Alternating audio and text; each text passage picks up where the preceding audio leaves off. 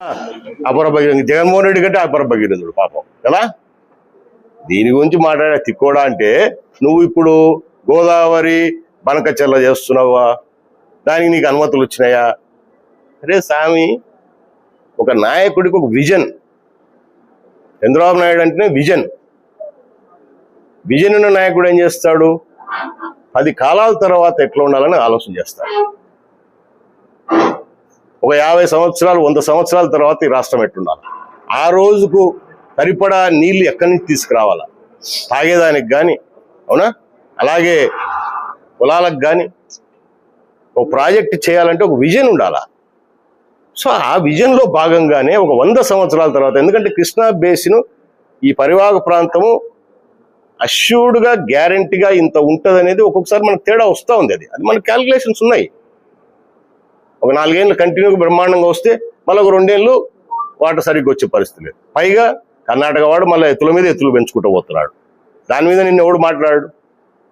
పైన తెలంగాణ వాళ్ళు వచ్చేసినారు. ఇప్పుడు వాళ్ళు ఇష్టం వచ్చినట్టు తోడేస్తున్నారు వాటర్లు, వాళ్ళు ప్రాజెక్టులు తయారు చేసుకుంటున్నారు. సో అప్పుడు కృష్ణా పరిస్థితి ఏమైపోతుంది? మన ఆంధ్రప్రదేశ్ పరిస్థితి ఏంది? అట్లా రాయలసీమ పరిస్థితి ఏంది? మనకు బేస్ ఇదే కదంగా, శ్రీశైలమే కదా బేస్, ఏముంది ఇంకా. అందుకే ఆయన ముందు చూపుతో గోదావరి నీళ్ళన్నీ తీసుకురావాలి. ప్రతి సంవత్సరం 3,000-4,000 క్యూసెక్ల నీళ్లు వాటర్ వేస్ట్ అయిపోతా ఉంది. సో దాన్ని తీసుకురావాలి. అది ఎంత కష్టమైనా, రాష్ట్ర ఆర్థిక పరిస్థితి బాగాలేకపోయినా దాన్ని సాధించుకోవాలని ఆయన కష్టపడి కేంద్రం చుట్టూ తిరుగుతూ దాన్ని అంతా తయారు చేస్తూ ఉంటే చదువురాని నాయనలతో మాట్లాడుతుంటారు. దీనికి ఈ పర్మిషన్ వచ్చిందా, ఆ పర్మిషన్ వచ్చిందా, ఎవడు మొదలు పెట్టారు కూడా ముందు. ఇంకా ఇప్పుడు కేంద్రం దగ్గరనే ప్రపోజల్స్ ఉన్నాయి, దానికి సంబంధించినట్టు మిగతావి అడుగుతున్నారు. రకరకాల పర్మిషన్స్ తీసుకోవాలా దానికంతా. ఇంకా ఇది ఒక విజన్ ప్లాన్ చేస్తున్నాడు. మొత్తం రాయలసీమకే కాదు, అటు కిందకి కూడా మిగతా ప్రాంతాలకు కూడా ఆ నీళ్లు వాడాలని. ఈ తలకాయలు తెలివి లేకుండా నువ్వేదో పెద్ద సాధించినట్టు.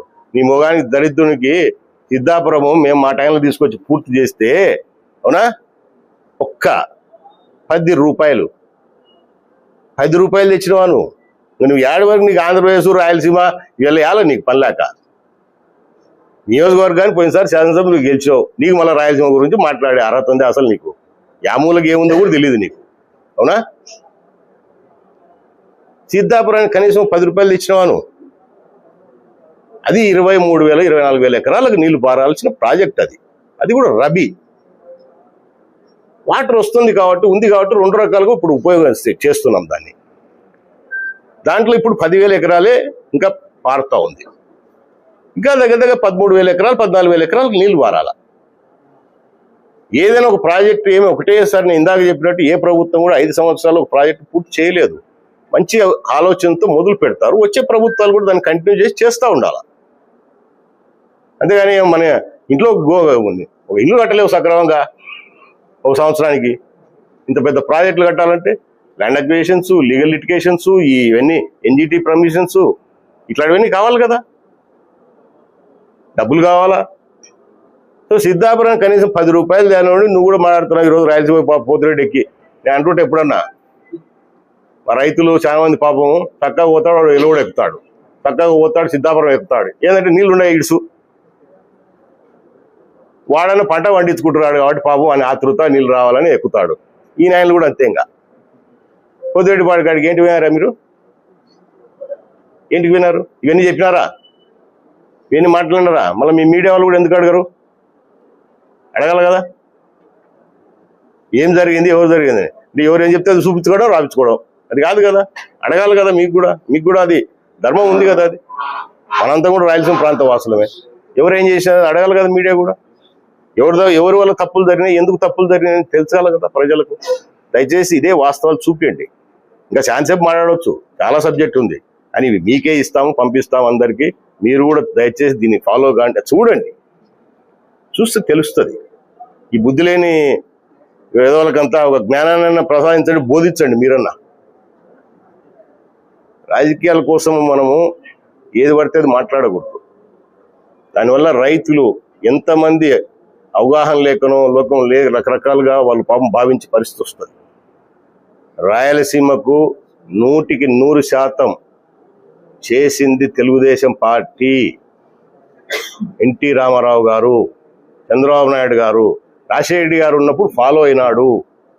ఆయనేం మొదలు పెట్టలే, గుర్తుపెట్టుకోండి. నువ్వు అది కూడా చేయలే. ఈ జగన్మోహన్ రెడ్డి అది కూడా చేయలే. ఇందాక చెప్పినట ఇప్పుడు మన అలగనూరు రిజర్వాయర్ 3 కోట్లతో పని అయిపోయేది, ఈరోజు 40 కోట్లు కావాల్సి వస్తుంది. ఎవరి డబ్బు ఇది? ప్రజల డబ్బు కదా. ప్రజల డబ్బు ఎంత వేస్ట్ అయిపోయింది, రైతులు ఎంత ఇబ్బంది పడుతున్నారు. అసలు సమ్మర్ అంతా కూడా డ్రింకింగ్ వాటర్ కోసం అలగనూరు మనకి ఎంత ఉపయోగపడేది. మొత్తం కుందు అంతా ఎన్ని నియోజకవర్గాలు ఉండే దాని కింద, అది లేకుండా పోయింది గత 4 సంవత్సరాల నుంచి. ఇప్పుడు చేయాలా? గోరకల్ పరిస్థితిని చూసినావు. ఇప్పుడు మేము వచ్చిన తర్వాత కదా ఈ శాంక్షన్స్ అన్ని వచ్చినాయి, పనులు మొదలు పెట్టించుకుంటున్నాము. అన్ని నియోజకవర్గాల్లో మీరు చేయలేని పనులు.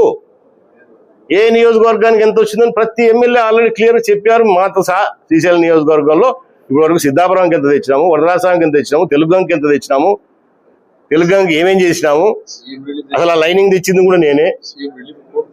ఏం చేశారు మీరు? ఏం చేశారని మాట్లాడుకుంటున్నారు. ఈ పెద్దవంతులంతా రేపు రమ్మానండి, మళ్ళీ మేమే పిలుచుకుపోతాం. ఏం పనులు చేసాం చూపిద్దామని.